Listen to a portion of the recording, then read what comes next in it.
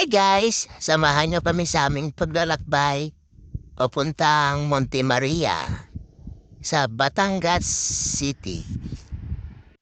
At dito nga guys, makikita niyo yung may tubig na kalsada at maputik, madulas po siya guys. At dito nga guys ay medyo madulas talaga ang kalsada kaya medyo muntikan ng matumba yung kasama ko.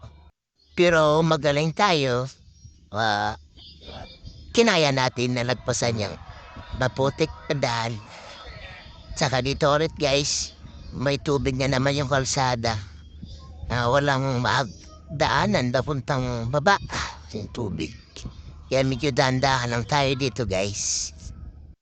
Dito nga guys, napansin kong huminto yung kasama ko. Nasiraan yata. Ayun, chinichik ni Tinanit, tinatanong niya kung okay pa. Pero parang may diferensya yung preno ng kasama namin. Ito nga guys, at pagkatapos na i-check yung preno, okay naman. Kaya patuloy na naman tayo sa ating pagbabiyahe papunta Monte Maria.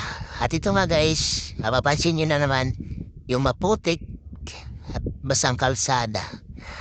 At may nakasalubong na tayo dito mga riders. Shoutout sa inyo mga riders, ka-riders. Yan ang kalsadang mabato.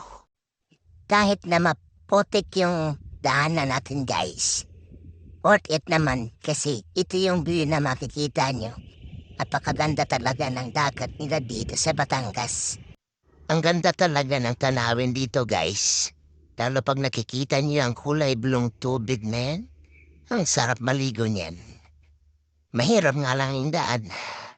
Pero sige lang guys, patuloy lang tayo sa ating paglalakbay. At dito nga guys ay sa sobrang taas naputulan po yung kasama namin ng kadina si Tangoyaki. Shoutout kay Tangoyaki. At dito nga guys ay sinubukan nilang itali yung motor ni Tangoyaki. At dito nga guys ay sinubukan nilang hilahin. Shoutout sa Raider 150 ni Kuya Ayel. Ang lakas. Ayan guys, hindi talaga kinaya ng Raider 150 kaya ayun, ito, tutulak na lang namin paakyat. At dito nga guys, nakikita ko may rebulto ng Monte Maria. Napakaganda talaga niya. At dito nga guys, mapapansin niyo mahaba yung pila. At may bayad pala dito guys. 10 piso yung motor bawat isa. At dito nga po mga guys ay magbabayad na tayo ng ating entrance. 10 piso lang po sa isang bayad para makapasok dun kay Monte Maria.